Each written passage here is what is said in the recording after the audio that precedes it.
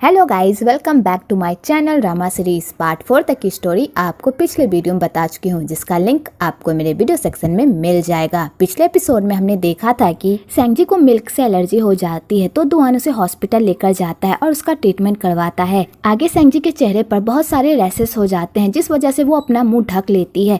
तो दुआन कहता है तुम्हारी तबीयत ठीक नहीं है, चलो मैं तुम्हें ड्रॉम छोड़ देता हूँ। तो सेंजी कहती है ठीक है। आगे वो लोग जा रहे होते हैं तो सेंजी अपना मुँह नोचने लगती है। तो दुआन कहता है इस तरह मत करो वरना रैसेस रह जाएगी। तो सेंजी कहती है ठीक है, पर वो नहीं रुकती। तो दुआन उसके दोनों हाथ को पकड़ लेता है और उसे अपने साथ ले जाने लगता है और कहता है अब तुम इसी तरह चलोगी, अगर तुमने ज्यादा अपने फेस को नोचा तो वो और ज्यादा बढ़ जाएगा। और दुआन सेंजी की फिक्र करने लगता है। तो सेंजी को बहुत ही अच्छा लगता है। आगे सेंजी दुआन से पूछती है तुमने अपने दोस्तों के सामने ये क्यों कहा कि मैं तुम्हारी दोस्त हूँ? तुम तो हमेशा सबके सामने मुझे अपनी बहन मानते हो ना। तो दुआन कहता है क्या तुम मुझे अपना भाई मानती हो? तो सेंजी इस बात का कोई जवाब नहीं देती। तो दुआन सेंजी से अपने दिल की बात कहने ही वाला होता है, पर वो रुक जाता है और उससे पूछता है तुम्हारा बर्थडे आने वाला है ना, चलो साथ में मनाते हैं। तो सेंजी ये बात सुनकर बहुत ही खुश होती है। आगे सेंजी होटल वापस आती है तो वहाँ पर उसके सारे दोस्तों का क्या हुआ, क्या वो सच में तुम्हें पसंद करता है? तो सेंजी सबको बताती है कि दुआन सच में उसे बहुत पसंद करता है। तो उसकी दोस्त कहती है मैंने तुम्हें कहा था ना कि दुआन तुम्हें पसंद करता है और तुम खामखा ही सैड हो रही थी कि तुम्हारा प्यार एक तरफा है। तो सेंजी ये सब बात सोच सोच कर ही बहुत खुश होती है। अगले दिन सेंजी का बर्थडे आ जाता है तो वो डॉल की तरह तैयार होकर नीचे दुआन से मिलने के लिए आती है और वो दुआन के पास जा ही रही होती है कि तभी वहाँ पर मैंग आ जाता है और वो सेंजी को बर्थडे विश करता है और उसे गिफ्ट भी देता है। तो सेंजी कहती है इस गिफ्ट की क्या जरूरत है? तो मैंग कहता है मैंने ये गिफ्ट तुम्हारे लिए खरीदा है, प्लीज इसे रख लो। तो सेंजी उसके गिफ्ट को रख लेती है। दूसरी तरफ दुआन उन दोनों की नजदीकियों को देखकर पूरी तरह जल रहा होता है और उसे बहुत गुस्सा भी आ रहा होता है। आगे सेंजी उसके पास जाती है उस गिफ्ट को लेकर। तो दुआन उस गिफ्ट को अपने पास रख लेता है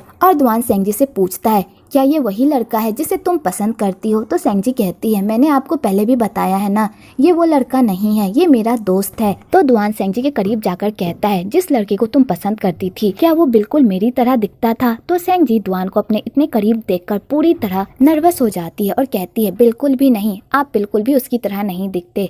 तो दुआन समझ जाता है कि सेंजी बातों को पलटने की कोशिश कर रही है। तो दुआन सेंजी से खुद के बारे में ही पूछने लगता है। तो सेंजी कहती है आपने नहीं कहा था कि वो लड़का एक नंबर का घटिया इंसान है, इसलिए उससे रिश्ता तोड़ दो? तो मैंने आपके कहने पर उससे रिश्ता तोड़ दिया, तो फिर आप उसके बारे में बार बार क्यों पूछ रहे हैं? तो दुआन फिर भी सेंजी से उसी लड़के के बारे में पूछता है। तो सेंजी भी दुआन को ऐसे ऐसे जवाब देती है तो बेचारा दुआन भी उसे सुनकर स्माइल करता है। आगे वो लोग बस से ट्रेवल करते हैं तो दुआन सेंजी को प्रोटेक्ट करता है और उसकी केयर भी करता है। तो सेंजी को ये सब देखकर बहुत ही अच्छा लगता है और धीरे धीरे वो दोनों एक दूसरे के और करीब आने लगते हैं। आगे वो लोग मूवी देखने के लिए जाते हैं तो सेंजी का जो ड्रिंक होता है वो बहुत ही ठंडा होता है और सेंजी को ठंड भी लग रही होती है। तो दुआन उसके ड्रिंक को पकड़ता है। तो सेंजी को ये सब देखकर बहुत ही अजीब फील होता है और वो कहती है मैं खुद पकड़ सकती हूँ। तो दुआन कहता है तुम्हें ठंड लग रही है, लाओ मैं पकड़ देता हूँ। तो सेंजी कहती है कोई बात नहीं, मैं इसे पकड़ लूंगी। तो दुआन कहता है फिर अपना हाथ मेरे हाथ में दे दो ताकि वो गर्म हो जाएगा।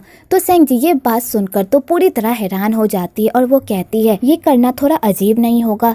तो दुआन कहता है तुम सही कह रही हो, अभी तक तुम मेरी गर्लफ्रेंड थोड़ी बनी हो। तो सेंजी ये बात सुनकर तो पूरी तरह चौंक जाती है। आगे वो लोग मूवी देखकर बाहर आते हैं तो दुआन कहता है मैंने तुम्हारे लिए एक गिफ्ट प्रिपेयर किया है जो मेरे घर पर है, चलो हम वहीं चलते हैं। तो सेंजी ये बात सुनकर थोड़ा सैड हो जाती है और वो कहती है पिछली बार आपने नहीं कहा था कि मैं आपके घर और ऑफिस नहीं आ सकती? तो दुआन कहता है ये बात तुमसे किसने कही? तो सेंजी कहती है आपने ही तो कही थी। तो दुआन कहता है उस दिन की बात तुमने अभी तक दिल पर लगा कर रखी है। मैंने तो उस दिन ये सब इसलिए कहा था क्योंकि जियांग मेरे ऑफिस आई थी और मैं नहीं चाहता था कि जियांग और तुम्हारा सामना हो, इसीलिए मैंने तुमसे वो बात कही थी। प्लीज उसके लिए मुझे माफ कर दो, मैंने तो सिर्फ तुम्हारी सेफ्टी के लिए ये सब कहा था। क्या तुम इसी बात को लेकर गुस्सा थी? तो सेंजी इस बात का कोई जवाब नहीं देती और बात को पलट देती है। आगे वो लोग घर जाते हैं तो दुआन उसे बहुत ही अच्छा सरप्राइज देता है। तो सेंजी उस सरप्राइज को देखकर बहुत ही खुश होती है। आगे दुआन सेंजी का बर्थडे मनाता है और उसे अपने हाथों से बना हुआ केक खाने को देता है। तो सेंजी कहती है ये केक बहुत ही अच्छा है। तो दुआन कहता है अगर तुम्हें ये केक पसंद है तो मैं हमेशा तुम्हारे लिए ये केक बना सकता हूँ। और दुआन यहाँ पर भी सेंजी से फ्लर्ट करने लगता है तो बेचारी शर्मा जाती है। आगे दुआन सेंजी को कहता है क्या मैं तुम्हारा बॉयफ्रेंड बन सकता हूँ? तो सेंजी ये बात सुनकर तो और नर्वस हो जाती है। तो दुआन कहता है मुझे लगता है कि मैं तुम्हें पसंद करने लगा हूँ, इसलिए मैं चाहता हूँ कि तुम मेरी गर्लफ्रेंड बन जाओ। तो सेंग जी ये बात सुनकर तो पूरी तरह शर्मा जाती है। तो दुआन कहता है मैं तुम्हें पसंद करता हूँ और मुझे लगता है कि तुम भी मुझे पसंद करती हो। तो सेंग जी कहती है आपको कैसे लगता है कि मैं आपको पसंद करती हूँ? तो दुआन कहता है अगर तुम मुझे पसंद नहीं करती तो फिर ये दुख की बात है, तब मैं तुम्हारा पीछा नहीं करूँगा। तो बेचारी सेंग जी अपने ही बातों में फंस जाती है। तो सेंग जी कहती है कोई किसी का पीछा बताकर थोड़ी ना करता है। तो दुआन कहता है तुम सही कह रही हो, फिर मैं तुम्हारा पीछा तब तक करता रहूंगा जब तक तुम्हें मुझसे प्यार नहीं हो जाता। और दुआन सेंग जी के साथ फ्लर्ट करने लगता है। तो सेंग जी बेचारी ये सब देखकर तो पूरी तरह शर्मा जाती है और उसके पास बोलने के लिए शब्द ही नहीं बचते और उसकी खुशी का तो कोई ठिकाना ही नहीं रहता, क्योंकि बचपन से उसने जिस इंसान से प्यार किया था आज वो इंसान उससे भी प्यार करता है। आगे सेंग जी घर आती है और दुआन का दिया हुआ गिफ्ट खोलती है। तो दुआन ने उसे एक कैमरा गिफ्ट किया होता है और उस कैमरे में दुआन की धुंधली सी फोटो होती है। तो सेंग जी को समझ में नहीं आता और वो दुआन को कहती है आपकी फोटो इतनी धुंधली क्यों है? तो बेचारा दुआन उस फोटो को देखकर पूरी तरह हैरान हो जाता है, क्योंकि वो फोटो एक्सीडेंटली ही खींची गई होती है। दुआन को इस बारे में कुछ भी पता नहीं होता। तो दुआन इस मौके का भी फायदा उठाता है और कहता है अगर तुम मुझे अभी हाँ कर देती हो तो मैं तुम्हें अभी HD क्वालिटी में फोटो भेज सकता हूँ। और दुआन यहाँ पर भी सेंग जी से फ्लर्ट करने लगता है। आगे वो दोनों मैसेज खेलने लगते हैं और उसके बाद सेंग जी सोने के लिए चली जाती है। आगे सेंग जी अपने भाई को बता देती है कि वो अपने से बड़े उम्र वाले लड़के को डेट कर रही है। तो उसका भाई जैसे ये सुनता है उसे तो बहुत बड़ा मिर्गी का दौरा ही पड़ जाता है और वो सेंग जी को कॉल करके कहता है मैं तुम्हें उस बंदे को डेट करने नहीं दूंगा, अगर वो तुमसे बड़ा है तो मैं इस रिश्ते के खिलाफ हूँ, समझी? तो सेंग जी अपने भाई की डांट सुन लेती है पर उस पर कोई भी फर्क नहीं पड़ता। दूसरी तरफ सेंग यान दुआन को मैसेज करता है कि सेंग जी किसी को डेट कर रही है, इसलिए तुम प्लीज उस पर नजर रखना, क्योंकि मैं नहीं चाहता कि मेरी बहन फिर से प्यार में धोखा खाए, इसलिए तुम उस पर नजर रखना। तो दुआन कहता है ठीक है। वह सेंगयान को क्या पता जिस लड़के को वो अपनी बहन पर नजर रखने को कह रहा है वो लड़का खुद उसकी बहन को प्यार करता है और वही लड़का उसकी बहन को पटा रहा है। ये सेंग जी दुआन का दिया हुआ ब्रासलेट पहन लेती है और उस ब्रासलेट को देखकर वो बहुत ही खुश होती है कि तभी उधर से उसकी दोस्त आती है और कहती है बड़ा मुस्कुरा रही हो, लगता है तुम्हारे प्यार का जादू उस पर चल ही गया। वैसे तुम दुआन से कब तक पटने वाली हो? तो सेंग जी कहती है मुझे नहीं पता, वैसे मुझे कब तक उसे हाँ कह देना चाहिए।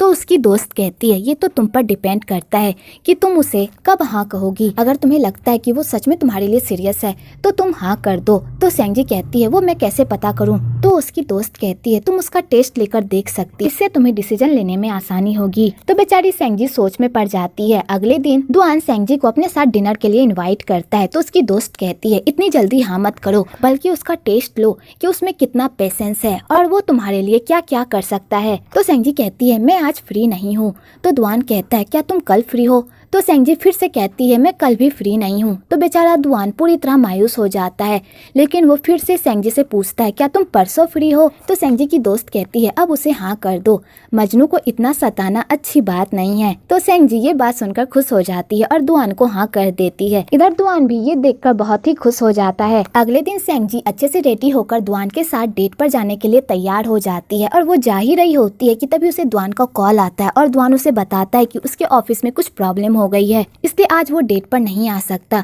तो सेंग जी कहती है कोई बात नहीं, आप अपने काम पर ध्यान दीजिए। तो दुआन कहता है ठीक है, फिर तुम अच्छे से खाना खा लेना, ठीक है? और दुआन कॉल रख देता है। तो सेंग जी अपने दोस्तों को बताती है। तो उसके दोस्त ये सब सुनकर तो पूरी तरह हैरान होते हैं।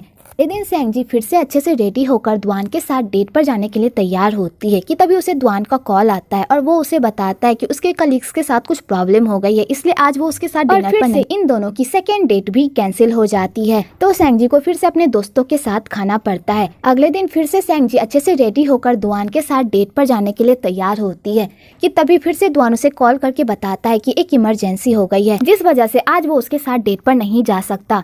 तो बेचारी सेंग जी ये सुनकर तो पूरी तरह पागल हो जाती है। आगे सेंग जी अपने दोस्तों को जब इस बारे में बताती है तो उसके दोस्त ये सब सुनकर तो पूरी तरह पागल हो जाते हैं और कहते हैं आखिरकार वो कर क्या रहा है, हमेशा तुम्हें डेट के बारे में पूछता है और एन मौके पर आकर कैंसिल कर देता है, वो तुम्हें पटाना चाहता भी है या नहीं? दूसरी तरफ दुआन जिस इमरजेंसी की बात कर रहा होता है वो इमरजेंसी उसके पापा होते हैं। उसके पापा की हालत बहुत ही खराब होती है, जिस वजह से दुआन अपने पापा को देखने के लिए गया होता है कि तभी एक पास्ट की स्टोरी दिखाई जाती है।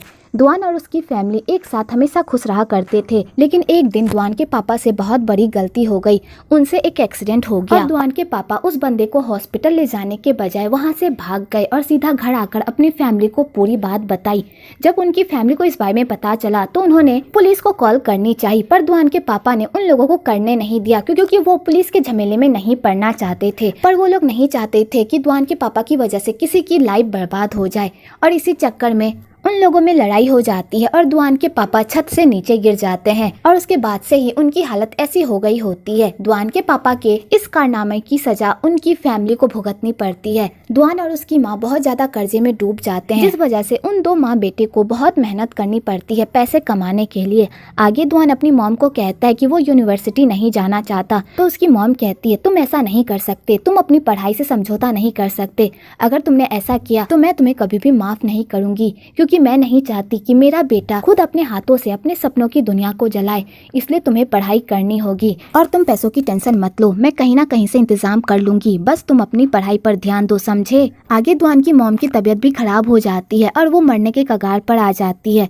तो दुआन अपनी मॉम की ऐसी हालत देखकर बहुत ही सैड रहता है। तो दुआन फिर से अपनी पढ़ाई छोड़ने की बात करता है। तो दुआन की मॉम कहती है अगर मुझे कुछ हो जाएगा तो उसके बाद तुम्हारा क्या होगा, इसलिए तुम्हें अपनी पूरी पढ़ाई कंप्लीट करनी होगी ताकि तुम एक अच्छे इंसान बन सको, और मेरे बाद तुम ही तो जियांग की फैमिली का ख्याल रखोगे ना, क्योंकि हमने उनसे प्रॉमिस किया है कि हम उनका ख्याल रखेंगे। आगे दुआन अपने पापा की ऐसी हालत देखकर बहुत ही सैड रहता है। आगे सेंगजी दुआन को मैसेज करती है कि आप कहाँ पर हो, तो दुआन कहता है मैं घर आ चुका हूँ। तो सेंगजी कहती है ठीक है। तो दुआन को भी सेंगजी के लिए बहुत बुरा लगता है, क्योंकि वो उसे हर बार डेट के लिए पूछता है और हर बार वो खुद ही कैंसिल कर देता है। तो दुआन सेंगजी को फिर से डेट के लिए पूछता है और उसे बाहर मिलने के लिए बुलाता है। आगे वो दोनों मिलते हैं, साथ में टाइम स्पेंड करते हैं। तो सेंगजी को दुआन के चेहरे से ही पता चल जाता है कि दुआन टेंशन में है। तो सेंगजी दुआन का टेंशन दूर करने के लिए उसके लिए अपने हाथों से कैंडी बनाती है और उसे देती है और कहती है बचपन में जब भी मैं इस तरह टेंशन में रहती थी तो मैं हमेशा ये खाती थी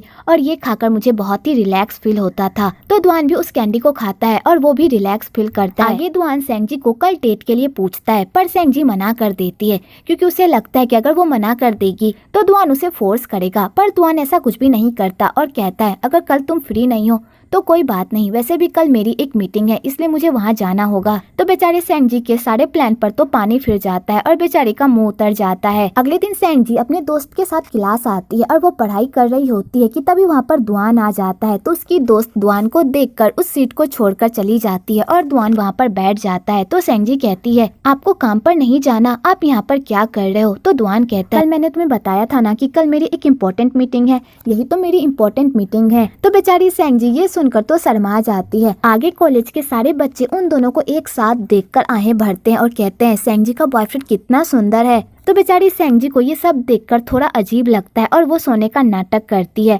तो दुआन समझ जाता है कि सेंगजी उससे बचने के लिए सोने का नाटक कर रही है। तो दुआन सेंगजी के करीब जाकर उसे हाथों से किस करता है। तो सेंगजी ये देखकर दुआन को देखती ही रह जाती है।